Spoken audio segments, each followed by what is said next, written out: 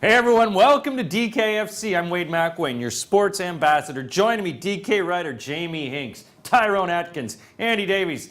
We're talking football. That's right, DKFC. We're looking about back in the 2015-2016 season. What was it? Was it a good season? Who are the players in DraftKings? You got to put together your lineup, your roster of players. And I'm going to go and ask these guys, who are the best players? Who are the best players you saw in each position this season? So I'm going to start with Tyrone. Goalkeepers. Who do you think was the best goalkeeper that you saw? My favourite goalkeeper when he was fit was Big Forster at Southampton.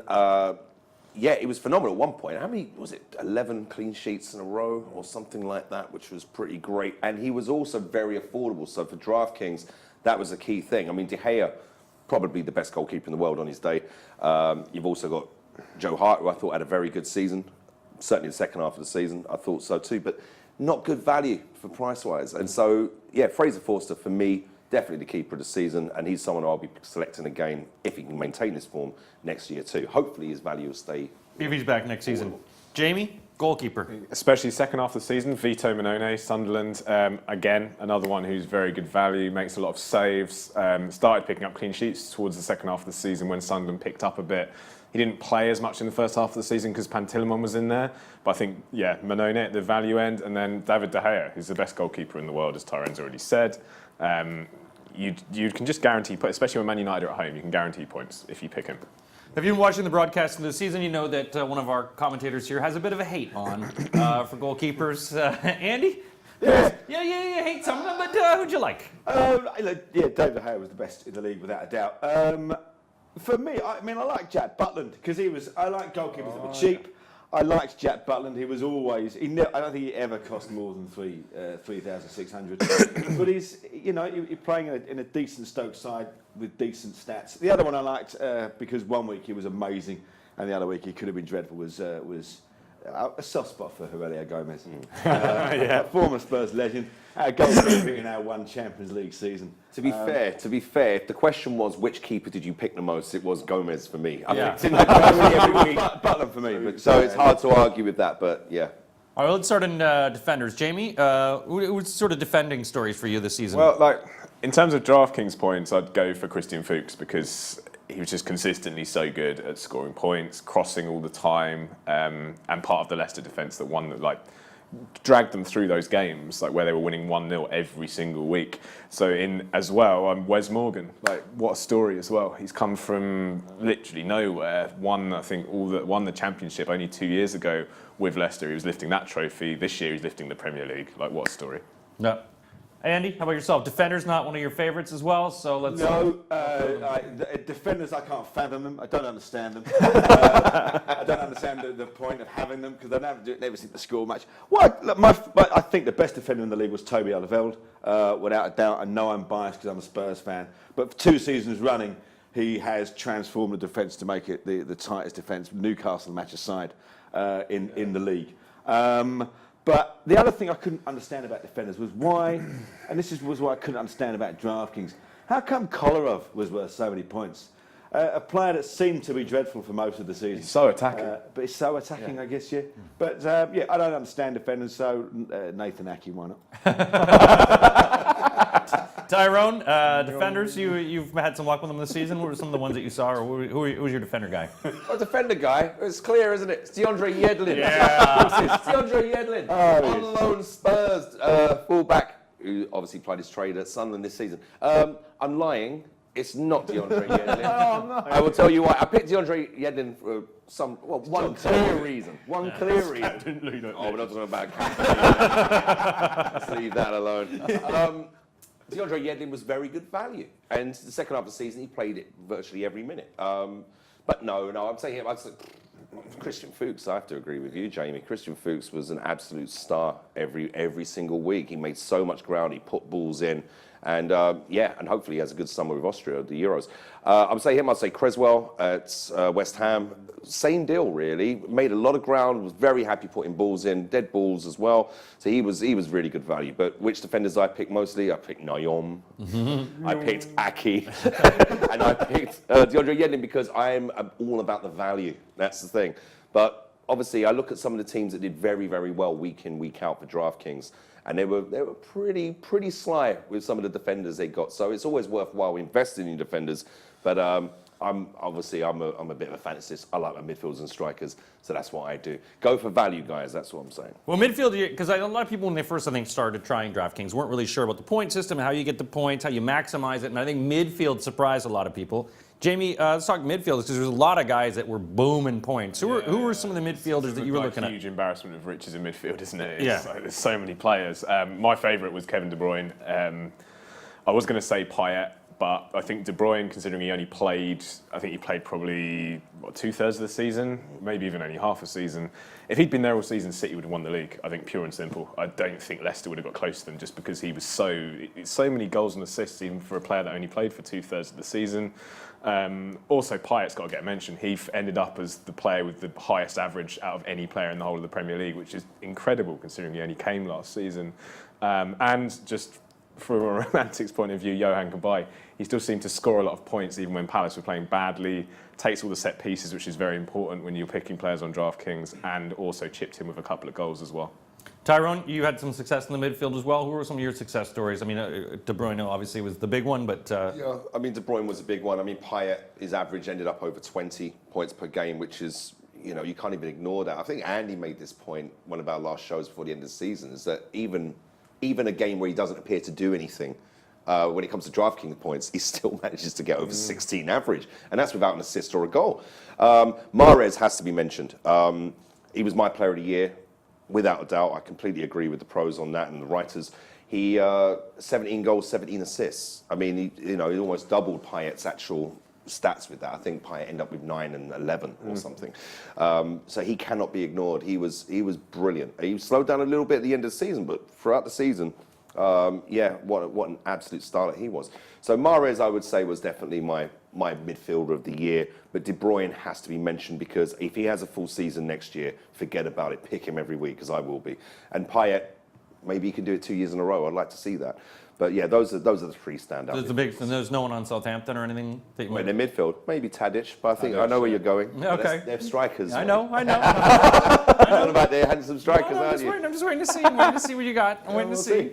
Let's see what kind of names you're flirting with. Andy, how about your midfield? Yeah, I mean, everybody that you guys have just mentioned, but notable mentions to sort of the one-man teams as well, like the Sigurdssons at Swansea, my favourite Shaqiri, obviously, at Stoke, who I just picked every week and then cried when he got himself injured.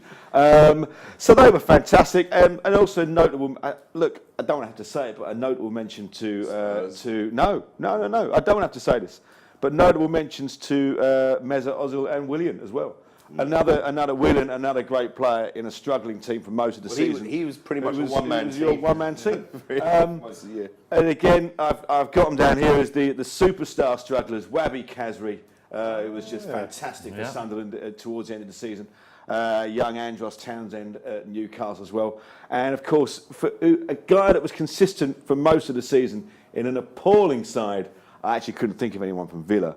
But Robbie Brady as well, who seemingly, again, just scored a lot of points, even when Norwich would get humped for him. We haven't mentioned Dele Alli either. Yeah. No, none of us have. None of us have. I never picked him once, actually. Did you ever pick him? He always looked too expensive to me. Yeah. But he always did something. Always. Yeah. But Robbie Brady, he was kind of just built for DraftKings. Yeah, he is built for DraftKings. I would watch the highlight show on BBC every Saturday night and watch Norwich and just try and notice this Robbie Brady character. And yeah, sure enough, he popped up with the odd goal around the spring. But he seemed to really score highly with DraftKings. So is that the ground he made or what? I mean, he's put in so many crosses, and also because he was often playing as a left back but listed as a midfielder, he'd get tackles, interceptions as well. I see. So it all just like piled up. There's people like Kante does that as well. It just the tackles, interceptions, and the odd assist, the odd goal just piles up. Well, this is the big thing, obviously, come down to the forwards, where I think a lot of people initially would think, hey, the forwards are where you get all your big money, but the midfield was surprising where the money was. And I think a lot of times the forwards were the guys you'd blow your money on and get disappointed. You had to manage it well. Who were some of the big success stories in terms of the forwards that you saw this year? I really liked Anthony Martial this year. I was casting my mind back to the season this week, and I just remember that first game he had against Liverpool when he scored. It came on in the second half. He had that £60 million prize tag on his shoulders. He was 19 years old, and that goal was ridiculous against amazing. Liverpool, where he took it round. 20 seconds into the game, he's just boom, puts it in. And and also he didn't score against Palace in the FA Cup final, so I still like him. Martial. Obviously, you can't forget Vardy or Kane. Kane just averages so many shots per game. He averages most shots per game out of any player. A lot of them are on target, which just gives you so many points on DraftKings. And he has so many more other elements to his game. He is basically just a complete striker at the moment, and he's only 23 years old. It bodes very well for England this summer. Well, because you had a lot of big guys like Rooney, who I don't think any one of you guys ever chose. I don't remember any, maybe once in a small time. Maybe. But, the bigger name strikers that nobody really chose. Yeah, I mean, Aguero, seemed to be a bit of a flat track bully last year. So he would score in streaks. Costa as well would kind of score in streaks. But this is what I think made Kane so good for DraftKings, was he was just kind of. He didn't score for the first. I think it was 8. I think he got 1 in his first 11 games. Then after that, you just look at him. He never really went more than sort of 1 or 2 games without scoring a goal. So it was always really, really consistent. We complain about Jamie Vardy's price towards the end of the season because he'd scored in 11 games in a row. Then went, I think, was it 1 goal in 9 games? Yeah, he had a bit of a dry patch. But you never got that with Harry Kane. He was just consistent all the way through the season. And then a notable mention, of course, to number 12. Oh, okay. It was just nothing. Final game of the season. Final game of the season, which is fantastic. You got that hat-trick final game of the season, new contract down, and we get another year of How many points you chose him in that one? He was over 30, well over 30. You must have done really well in that Because final. Aguero had 1 week where he got, I think it was 64 points. Like when he scored 5 goals. That's typical Aguero. Yes. Yeah. Bully Newcastle into submission and get 64 points. Well, we all know what's coming now. Who are your sort of forwards? Because none of the forwards. We know your crushes, but We've kept 2 aside for you today. Well, throw your man crush on. I would say, look, of course, the big value guys would be your Kanes, your Vardys, of course, Agueros, and you would have done well to pick them most weeks because they had strong seasons. I mean, hell, they all scored over 20 goals in the league alone, didn't they? Who won the Golden Boot in the end? Kane. I think Kane got 25, and then Vardy and Aguero were 24. Right. I mean, that's amazing. So there's 70 goals between them. So therefore, one of your picks up front should always be one of them guys. But if you had to pick another one to partner any of those guys, look no further than Graziano Pella, the world's most handsome footballer. Once you look at him, you do look no further. You don't look any further. Game over, my friend. Get your coat. A really good player in his day, and I believe he's made the Italian squad, isn't he? I think that's what Edo was saying he was. Yeah. Yeah, which is fantastic. He's a great option, very good player, very handsome, very easy on the eye, but really, really good on his day. But again, always affordable, always underneath 5,000. And also next to him, the guy who I wrote off some seasons ago, I thought, what's he doing in the Premier League? Sugar Shane Long. Shane Long, absolutely superb, loves beating up a rubbish team. Genuinely loves beating up a rubbish team. He had a very, very good season. So there were 2 of my favourites as the other guys, because you always have to pick. You always had to pick, one of those fellas. Costa, I'll give him a notable mention. Once Mourinho was at the door, he had a very, very good spell for about 7-8 weeks. I really hope he stays at Chelsea. I'm excited about what he could do next year with new management. So yeah, I would say him also. And I will do this. I will give a notable mention to some guy that I know both of you fellas don't particularly like, but on his day, an absolute, almost impossible play. I'm going to go with Lukaku as well. I know on his day, he is an absolute terror. He really is. And look, he did it to us in the Cup. He did it to Chelsea in the Cup. And he did it to many teams last year.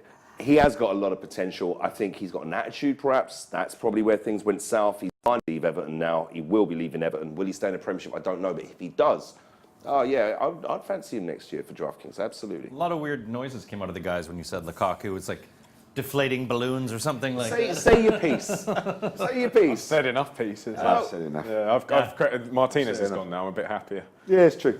Now, DraftKings also has, we have utility players. We get to choose 1 extra player. And I think in terms of utility for this segment, who's the one guy for utility that you just think, holy crap, what a surprise. Who is that one utility person all over that sort of would have surprised you? Tyrone, who do you think would be that one sort of utility, just like, oh, this would have been a great tournament? Okay, it depends how you use your utility players. Exactly. With me, it's about budget. I usually go large with my first 7. players, as it were. But when it comes down to that utility option, you've only got a certain amount of money left. And for me, usually it's anywhere between 2,100 and 34. And I have to say, a guy that came in within that range all season, no one saw him coming. I've got to say Kante at Leicester. He was superb. He's not a major point getter. But for the price that he was at for the majority of last season, and the fact that he always did score quite well because his tackling was sublime, his passing was excellent, I would have to say Kante at Leicester. He was the utility guy for me last year, without a doubt. Jamie, how about yourself? Who's your utility man? Tyrone said no Aston Villa players, but I'm going to put one in there. Jordan Ayew, he was the best Aston Villa player on DraftKings by a mile. For me, he was their best player all season. He's just quick. He's a wide forward that can also play through the middle, scores goals, gets assists, gets a lot of points on DraftKings. There was actually a few of them from Villa that you could pick, like Westwood, Carlos Hill. Like every few weeks, they'd get quite a few points. It was a terrible season from Villa, but it just shows you can still pick players from these teams on DraftKings, and you can do pretty well doing it because they'll get you over 10 points at least. That's a good strategy. You mentioned going to the Euros because there will be guys on teams you may not know, but those, there'll be a guy from Turkey or something like that, and just be like, holy crap, this is going to get you a lot of poents. Exactly. Andy? My favourite, I mean, I used to go on sort of runs with utility players. So I picked Mark Noble for a few weeks. Then I picked Antonio Valenti for a few weeks. But my favourite one, because he just seemed to be a bit of a surprise to me, was Vernon Anita of Newcastle United. I just had him in a purple patch where he was really cheap, 3,000, and was scoring double figures for me every week, right up until the final game of the season when You don't have to finish it, man. You don't have to finish it. We get it. Yeah. Well, that's it. I mean, we've had a great season so far on DraftKings, and we're looking forward to another season coming up in August. But before that, there's a little thing called the Euros happening, and then the Olympics. So there's lots of football going on. Hey, go to DraftKings. Set up an account, draftkings.co.uk. Welcome to the big time.